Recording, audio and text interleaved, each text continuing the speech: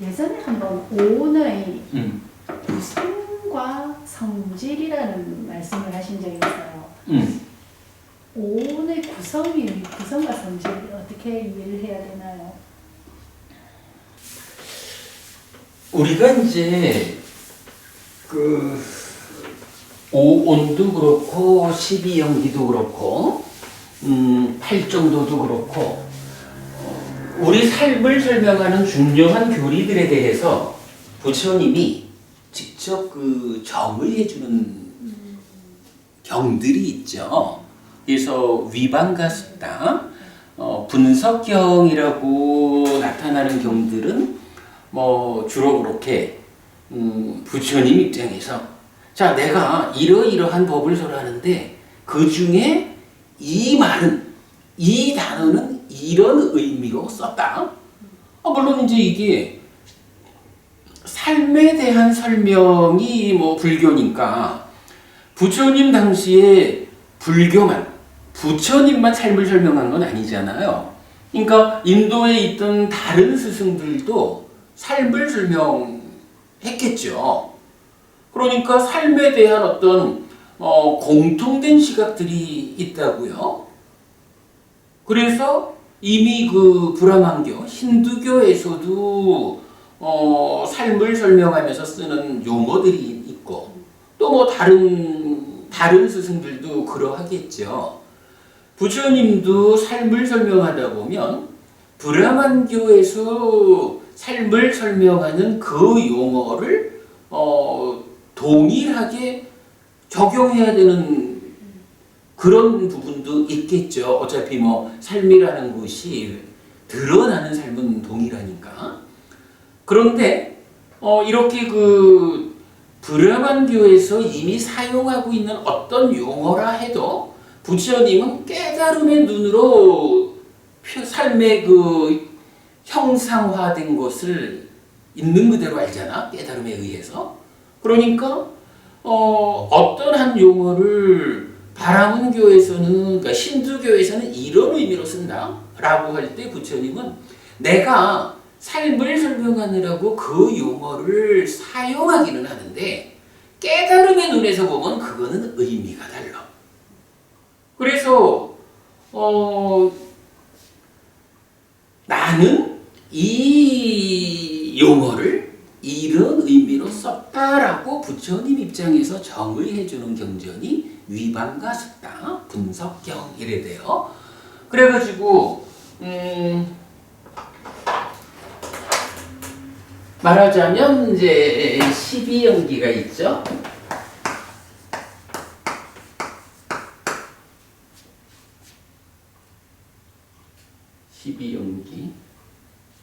십이연기가 뭐 무명부터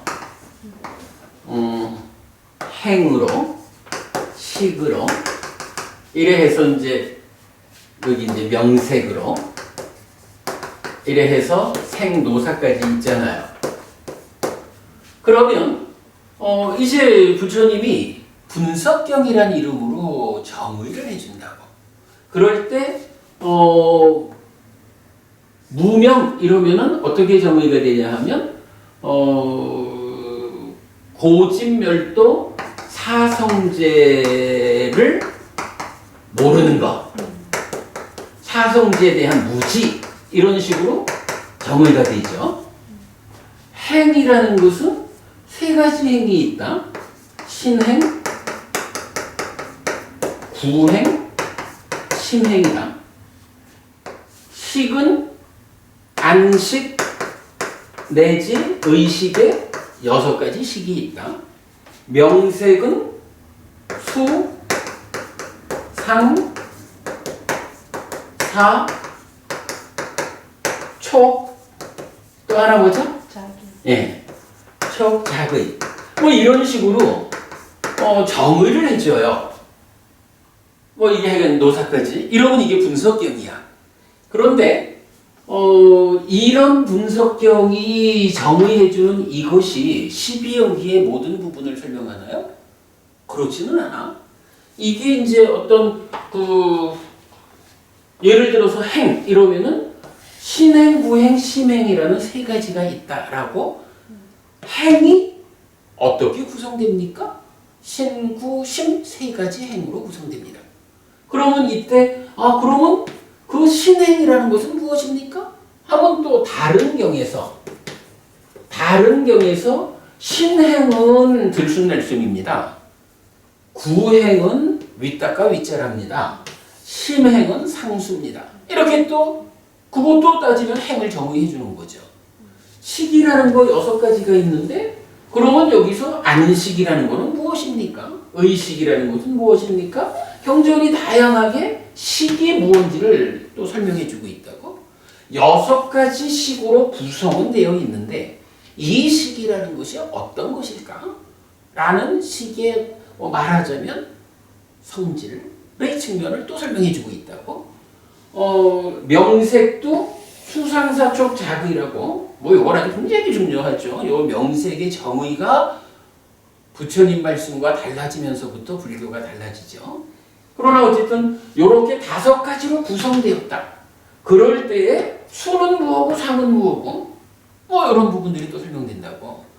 이제 이런 식으로 어떤 용어가 정의되는 데는 하나로는 그것이 무엇으로 구성되어 있느냐, 어떤 것들이 쌓여 있는 것이냐, 함께하는 것이냐, 그리고 또 한 가지 측면에서는 그게 무엇을 가지고 그거라고 말하는 거냐, 어떤 성질을 가지는 것이냐, 이제 이런 식으로 2가지 측면에서 정의가 필요한 거죠. 갑작스럽게 제가 그냥 12연기를 가지고 뭔가 좀 어색하게 표현을 했지만, 그러나 실제로 우리가 어떤 것에 대해서 알려면 그것을 구성하고 있는 요소들이 뭐야?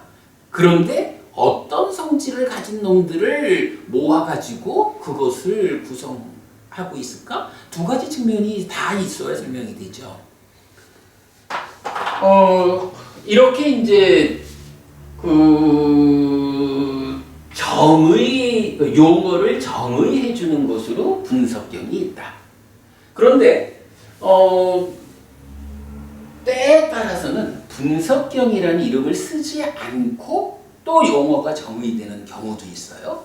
이제 말씀하신 오온이 대표적으로 오온에 대해서는 분석경이라는 경이 없어.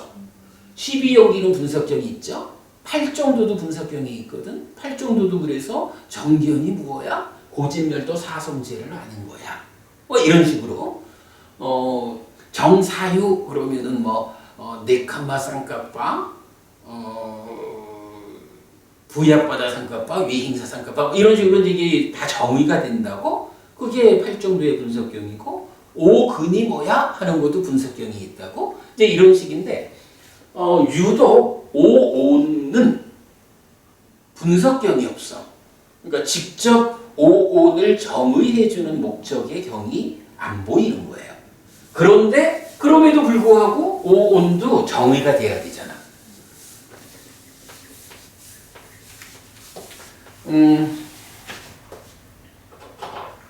오온은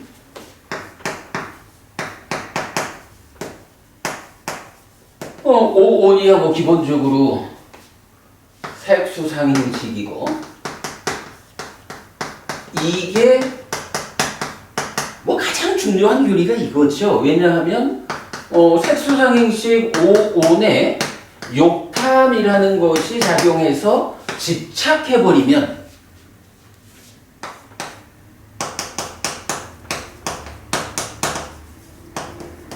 요게 취라고 불리죠.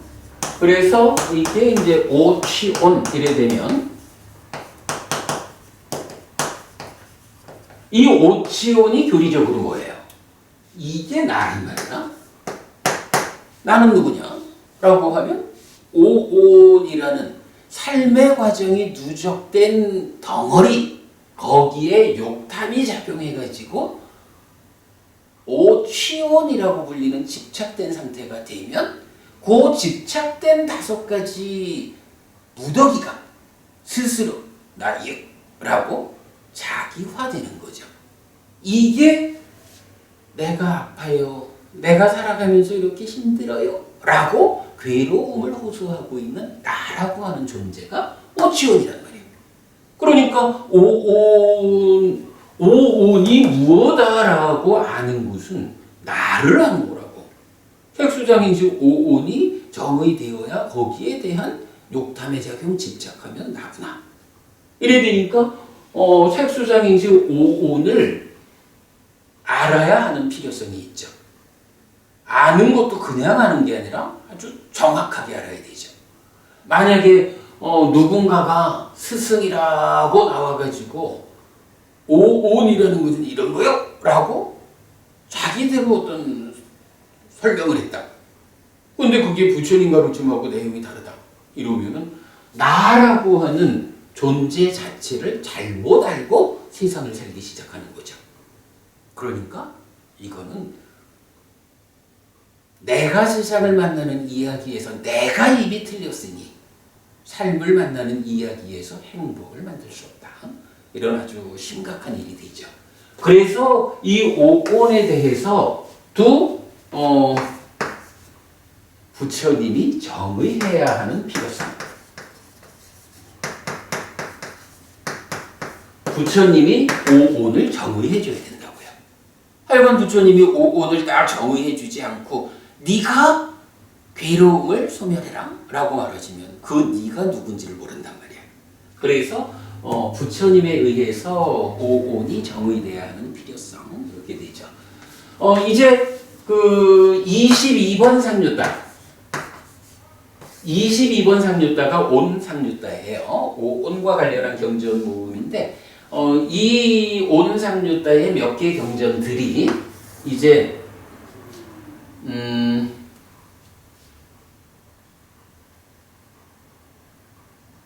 오온을 정의해 주는데 보자. 하나는 삼켜버린 경 이렇게 이제 번역이 되고 하나가 무슨 경이더라? 있어가지고 이제 오온을 정의하는데 요거 조금 이따가 이제 맞춰드리고 하나의 경에서는 오온이 무엇으로 구성된 것이냐,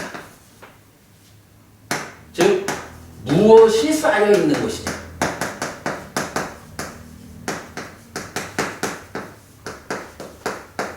요걸 설명해 주는 거예요. 그러니까 온이라는 말 자체가 하여간 쌓임, 누적, 무덕이 이거니까. 그래서 이걸 우리가 뭐라 그래요? 삶의 과정이 쌓여 있는 거잖아. 매 순간의 삶의 과정에서 색수상행식이 결과를 만들어서 쌓여 있는 그것에 집착되면 나여 이래 되는 거니까. 그랬을 때 오온을 구성의 측면에서 말해보자라고 하면 무엇이 쌓여 있는 것일까? 이렇게 되는 거죠. 자, 이럴 때 이제 경전이 알려주는 바는 색은 무엇이 쌓여 있는 것이냐라고 하면 사대와 사대 조색. 이게 무슨 얘기냐 하면 사대라는 말 아시나요? 그래. 사대가 네 가지 큰 요소 이런 개념이죠. 지수화풍이라고. 그리고 사대로서 만들어진 색이야. 지수화풍이 결합해서 어떤 물질적인 것을 만들었다. 그래야 되죠. 이때 요 조라고 하는 것은 어떤 개념을 가져오나요? 사대가 어떤 형태로든 결합해서 덩어리진 물질을 만들었죠. 이럴 때에 조라고 하는 말은 여기에서 공간, 공이라는 개념을 알려준다고. 어떤 곳이든지 이 컵이 지금 커피를 담고 있단 말이에요. 이 컵 자체가 물질이니까 지수화풍이라는 이 네 가지 성질의 요소가 결합되어 있는 거예요. 그런데 이것이 밖으로 컵의 밖을 공간이 싸주지 않으면 요런 모양새가 안 나오죠. 요런 모양새가 나왔다는 것은 모양새 밖을 공간이 싸준 거야. 요 안쪽에 또 공간이 없으면 커피를 담을 수가 없죠. 그러면 커피를 담을 수 없는 것을 커피잔이라고 하지 않죠. 어떤 형태를 가지고 어떤 용도를 가지는 이거요 라고 정의되는 규정되기 위해서는 지수화풍이라는 물질 요소가 공간에 의해서 안팎이 쌓여줘야 그때 4대 조색, 4대에 의해서 만들어진 어떤 거라고 규정이 되는 거예요.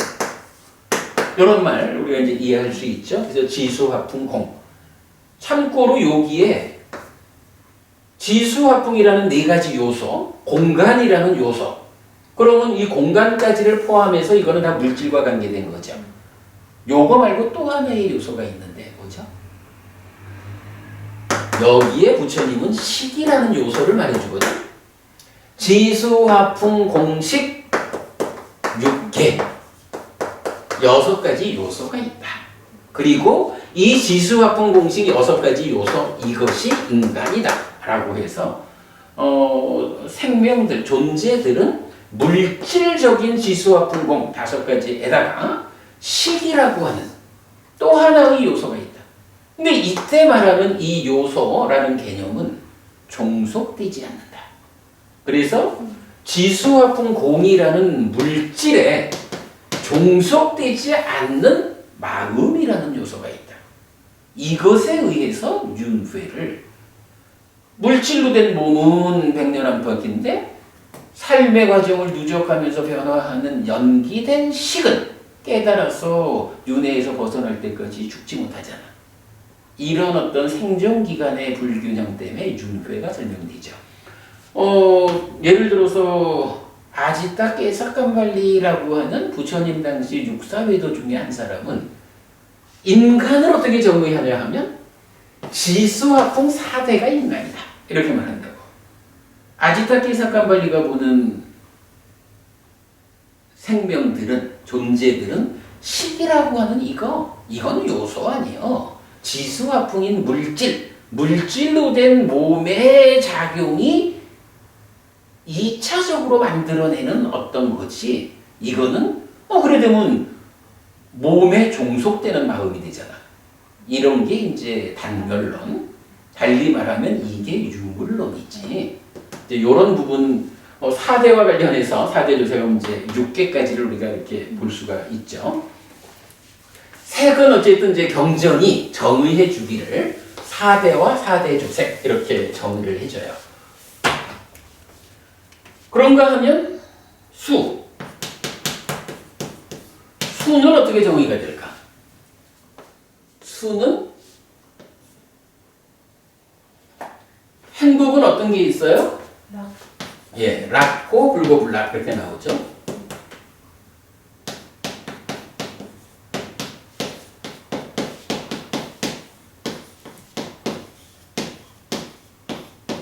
이렇게 3가지로 구성되었다 라고 말하고, 맞나? 조금 이따가 확인해 봅시다. 상은 어떤 게 있죠? 상은 안이비설신의 색성형 미적법 이 대응관계로 색성형 미적법 이렇게 구성되었다 라고 설명해 준다고. 행은 어떤 게 있을까? 행은 뭐예요? 이건 형성작용 이래 되지만 행위를 통해서 결과를 만드는 거란 말이야. 그래서 신행, 구행 뭐가 있을까? 신행, 구행, 심행. 요게 우리 좀 전에 12연기에서 봤던 거지. 근데 요게 달라요. 12연기에서는 신행, 구행, 심행 이래 되는데 오온을 정의하는 요 자리에는 의행이 나와요. 아니다. 요렇게 정의되지 않는다. 요 경에서는 행위 요거는 의도다라고 해서 색사 내지 법사로 정의가 돼. 요것도 그럴 거야. 근데 제가 아까 이거 확인해보자 하는 거지만 요게 안촉생수, 그러니까 안이비설신의에 의한 안촉에서 생긴 수 내지 안이비설신의 의촉생수 이렇게 나올 거야. 그리고 나면 이제 식이 남죠. 식은 뭐가 될까? 식은 무엇으로 구성되어 있을까? 같은 맥락으로 볼 수 있겠죠. 안식 내지 의식 요렇게 구성이 된다고. 요게 이제 구성의 측면에서 무엇이 쌓여 있는 것이 오온이냐라고 말할 때 색은 사대와 사대조색, 수는 줄여서 말하면 안수 내지 의수 이렇게 말하면 되죠. 안촉생수, 의촉생수. 상은 색성현 미촉법의 상. 행은 요거는 의도로 나타내요. 색사 내지 법사. 그래가지고 아까 그 명색에서 수상사 촉작의 이럴 때 그 사가 행이다라는 것을 우리가 알 수 있죠. 식은 안식 내지 의식. 이렇게 이제 무엇이 쌓여 있는가라는 것이 정의가 되고, 그 다음에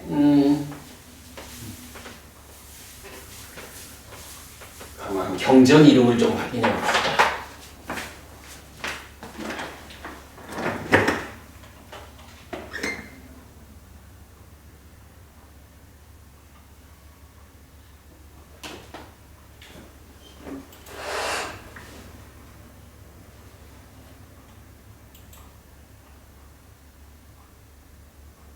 여기 이제 우리 홈페이지 미과일전 KR에서 교리 공부 메뉴로 들어가면 이제 오온이라고 있어요. 여기에 이제 다 좀 설명되어 있는데,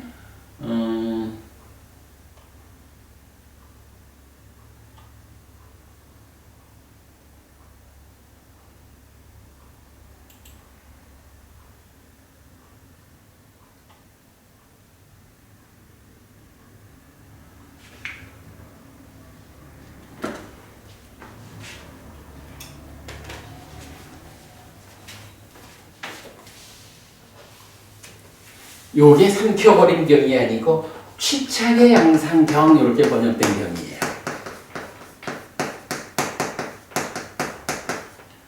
취착의 양상경에서 방금처럼 설명한 구성의 측면에서 무엇이 쌓여 있는 것일까? 그런가 하면 이제 삼켜버린 경에서는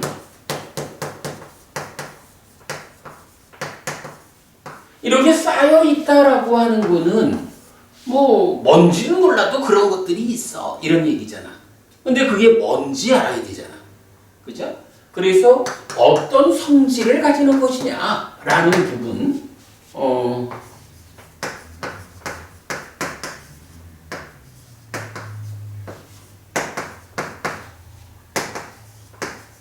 어떤 성질, 특성을 가진 것인가. 이런 측면에도 역시 부처님이 답을 해줘야 된다고. 그럴 때 이제 삼켜버린 경에서는 색이 무엇이냐라고 할 때 색은 뭐 말하자면 공간을 차지한다 이렇게 봐야 돼요. 물질이라는 건 공간을 차지해서 어떤 것이 먼저 딱 공간을 차지하고 있으면 그 공간으로 가는 다른 것하고 부딪힌다고. 그 부딪히는 것 때문에 문제가 발생하죠. 색은 뭐 룩바띠 이러지만 요거는 이제 번역을 뭐 해석을 여러 가지로 하는데 저는 하여간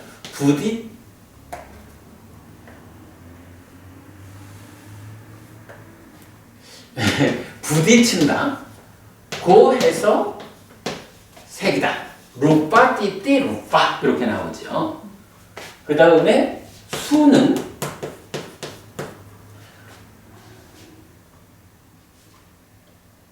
외다 이뜨와 이렇게 나오든가. 그래서 외다야띠 외다약디라고 해서 경험한다. 경험한다고 해서 수다. 이렇게 이제 정의가 돼요. 근데 여기서 경험한다라는 건 무슨 의미야? 여기서는 메커니즘이 필요하죠. 그러니까 내입처와 외입처가 대응해서 인식을 한다고? 그때의 내입처라는 지난 삶이 누적된 것으로의 몸과 마음인 내가 색성향 미적법이라는 대상을 인식하면 거기서 식이 생기는 거죠.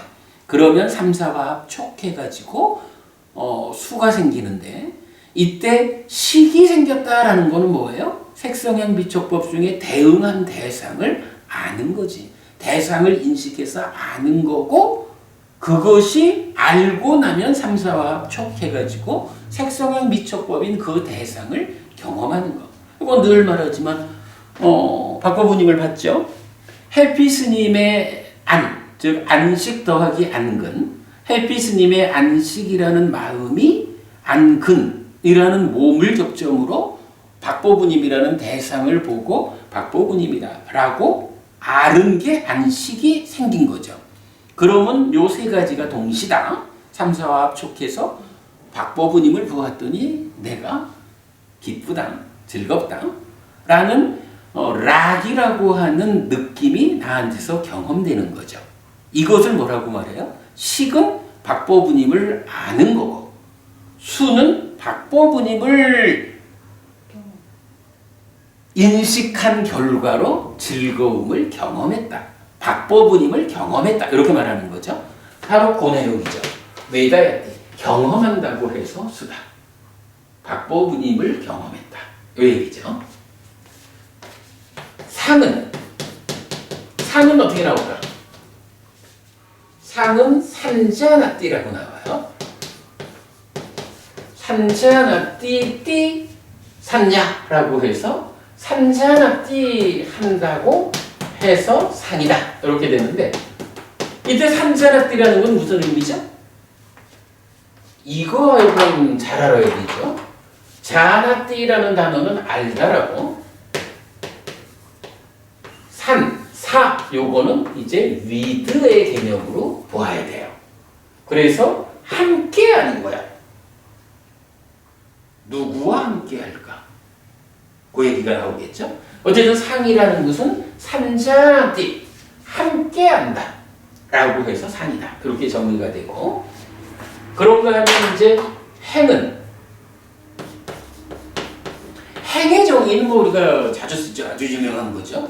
요거 꼭 기억하셔야 되죠.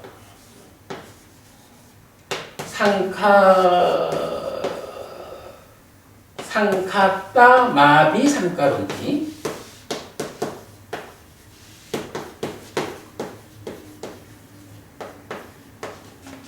마비 상카로 띠띠 상카라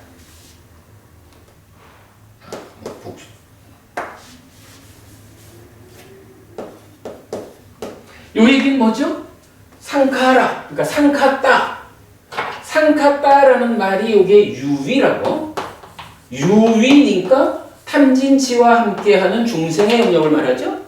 탐진치와 함께하는 유위의 영역에서 중생의 삶에서 번뇌가 영향을 미치는 중생들의 삶의 영역에서 아비상카론티 형성한다.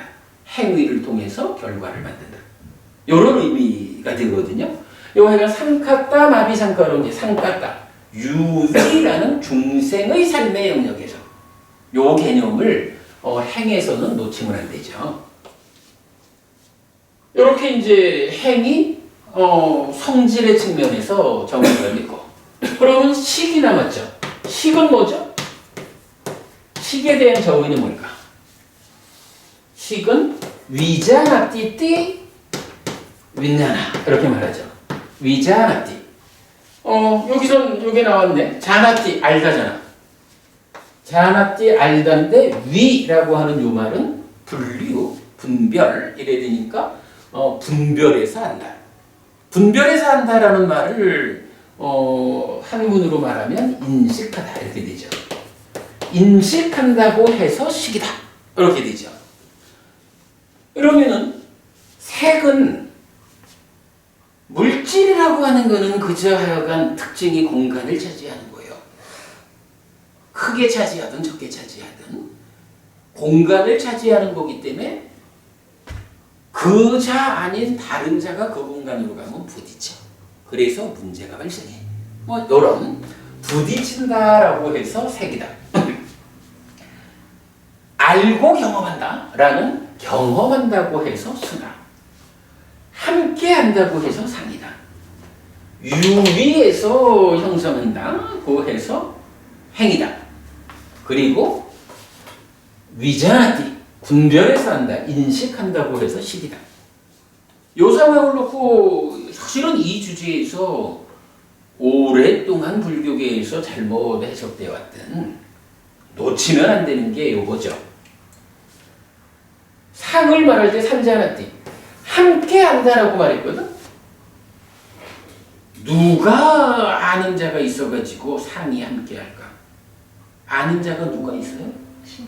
그치? 식이라는 건 정의 자체가 인식한다, 분별해서 한다. 아는 일을 하기 때문에 식이야. 정의가 돼 있잖아. 그러니까 식이 아는 일을 하는 거기에 상이 함께 하는 거야. 이건 무슨 이야기죠? 2차 인식의 자리죠? 2차 인식이 어떻게 되는 거야?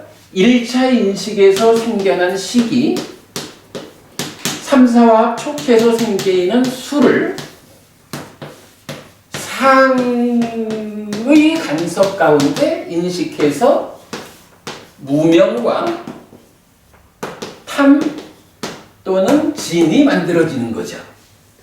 이래서 식이 탐으로 몸집을 부풀린 요게 알비다. 그리고 이 알을 몸통으로 하는 마음을 심이라고 한다. 이런 부분 우리가 알죠. 그래서 상과 수가 심을 형성하는 작용이다. 심행은 상수다. 이런 부분 여기에서 다 나오는 이야기죠. 그러니까 이런 이야기를 바로 오온이 어떤 성질을 가진 것이냐라는 데 대해서 삼켜버린 경 등 몇 개 경을 통해서 부처님이 정의해주는 내용이라고, 이게. 그럼 우리가 그냥 사실은 쉬운 거야. 부처님이 정의해주는 그대로만 우리가 배워 알지 뭐. 그러면 오온이 뭐냐고? 라고 할 때 그거 엉뚱하게 해석해가지고 삶을 잘못 알아가지고 괴로움을 만들지 않는다고. 부처님이 정의해준 그대로 알자. 이런 주제가 되죠. 제가 뭐 대략 좀 말씀을 드렸지만, 이렇게 그 분석경이 일반적으로 용어 정의를 해주지만, 오오는 분석경이 없다. 대신에 취착의 양상경하고 삼켜버린 경, 등 몇 개 경들이 이제 요 내용을 설명해주고 있어요. 그래서 이렇게, 다른 경전을 통해서 부처님이 오온이 무엇이 쌓여있는 것일까라고 구성의 측면에서 정의해주고 그 각각이 어떤 성질을 가진 것일까라고 성질의 측면에서 또한 오온을 정의해준다고. 이런 정의를 투철하게 우리가 배워서 익히면 나는 누구냐라고 하는 이 중요한 주제에서 헷갈리지 않는다. 근데 뭐 현재 보면 사실은 뭐 불교계에서 이 부분에 대해서 좀 많이 헷갈려 하죠.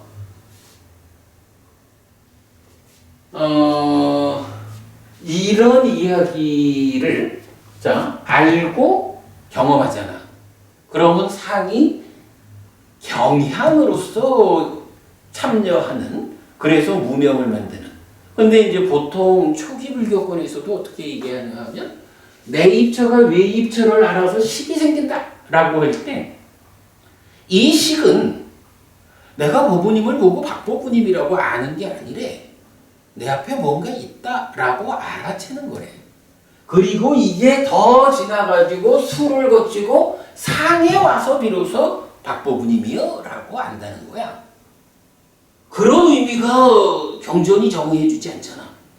경전이 정의하는 거는 내 입조가 외 입조를 인식해서 식이 생기는 이게 박보부님이라고 하는 거라고. 그리고 박보부님 때문에 행복을 경험하는 게 수라고. 거기에 상은 잠재된 것으로의 상이 2차 인식의 공동주관으로 참여해가지고 무명과 탑을 만드는, 그래서 식이 몸집을 부풀려서 심이 되는 이 과정을 사실은 부처님은 설명해주고 있다고. 그죠? 근데 이런 부분이 지금 초기 불교 안에서도 오온에 대한 잘못된 이해 때문에 설명되지 않고 있다고. 이 상을 산자나띠라고 정의되는 이 상을 여기 와서 비로소 박보부님이라고 인식한다 라고 설명이 되는 한 부처님이 설명하는 오치원 나라는 존재를 어떻게 이해할까? 이런 부분 사실은 커다란 문제죠.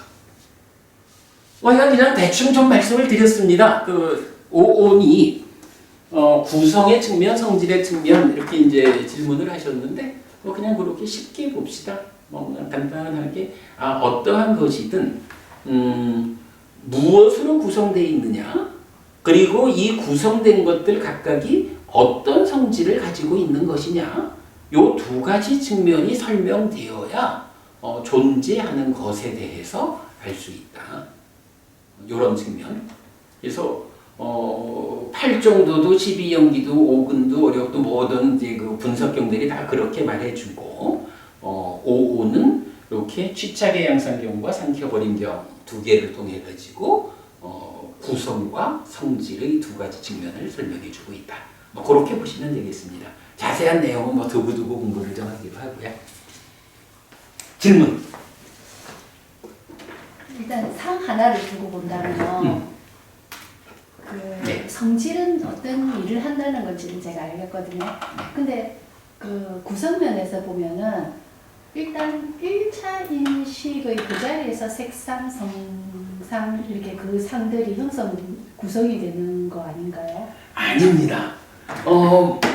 1차 인식에서는 1차 인식에는 식과 수가 생기는 거야. 네, 그런데 그러면은 저희 구성에서 말하는 색상 그런 거는 지금 이렇게 봐야지. 그거는 이 상이 어디에서 생기는 것일까?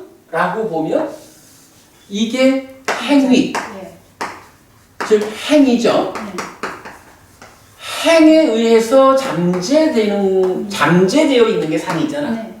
근데 이 행이 뭐죠? 유의에서 형성하는 거, 요런 성질을 갖지만, 그러나 구성의 측면에서는 뭐야? 색사 내지 법사지. 네. 행위가 구성의 측면에서는 색성향 미촉 법의 구성을 갖고 있다고? 그러니까 이 상이 어떤 구성을 가지느냐라고 할 때는 행 자체가 색 내지 법의 구성을 가지니까 색에 대해서 행위하면 색에 대한 것이 잠재하는 거야. 해서 색상 내지 법상 이렇게 구성의 측면이 설명되고, 어떤 성질을 가지는 것이냐라고 말할 때는 잠재된 것으로의 이것이 어떤 일을 하는 것일까? 라고 할 때 산자나띠 함께 아는 일을 한다. 그렇게 되거든. 거기가 산이 산야잖아요. 근데 니미따를 설명하려면 1차 인식으로 와야 되는 거 아닙니까? 거기서 니미따, 그러니까 왜곡된 상이 생기는 거라고 제가 자꾸 막 메커니즘들 그림이 자꾸 그렇게 떠올라서. 니미따하고 산야하고에서 어떤 점을 말하지? 자리가 다른 것 같아요. 그거는 니미따하고 산야가 완전히 다른 거니까 자리가 다르지. 근데 거기서 지금 말하는 상이 색상이라는 거는 니미따를 말하는 건 아니네. 산자지 산야. 그러니까 오온의 색수상행식의 이 상은 샀냐고. 법원님 말씀하신 니미따는 이제 1차 인식의 자리니까. 그래 색성향 미척법에 대한 요것이 오염된 것이 색상 네. 내지 법상 이래 되잖아요. 네. 이때 요거는 한자로는 마음 심자 없는 한자를 쓰고 이게 팔리어로는 니미따라고. 그러니까 저 자꾸만 자리가 지금 다르다는 생각이 들어요. 그래. 그러니까 이거는 니미따라는 상은 오온에 속하는 건 아닌 거야. 이거는 그러니까 이거는 색성향 미척법 육외입처가 욕탐에 의해서 왜곡된 탐진치에 의해서 왜곡된 상태를 지칭하는 거거든. 그러니까 그거하고 오온에 속하는 마음 심자가 붙은 상 원어로는 삼냐 요거는 다르지. 그러니까 같은 상이다 보니까 그래. 그래서 제가 거기에 얘기하는 우리가 한문 아니 그러니까 이제 그 부분이 오죽하면 금강경을 번역할 때 구마라집 스님은 똑같은 그러니까 이제 산스크리트어로는 삼냐를 삼즈나나라고 하거든. 삼즈냐나 이거를 서로 상자로 그러니까 니미타로 따지자면 번역을 한 거야. 그리고 그 후대의 현장 스님은 마음심자가 붙은 삼냐로 번역을 하셨지. 뭐 그리고 나니까 뭐 이제 금강경을 해석하는 분들에는 뭐 저도 옛날에 배우기로는 현장 스님은 원어 그대로 번역을 했고 구마라집 스님은 원어가 가지는 그 상이라는 것이 얼마나 견고한 것인지 아상, 인상, 중생상, 수자상이라는 것이 얼마나 견고한 것인지를 더 강조하느라고 말하자면 니미따인 상을 썼다. 뭐 이런 식으로 이제 해석을 하는데 글쎄 뭐 그걸 우리가 뭐 더 말할 필요는 없지만 정확히 알아야죠. 알겠습니다. 그럼 이제 알겠습니다.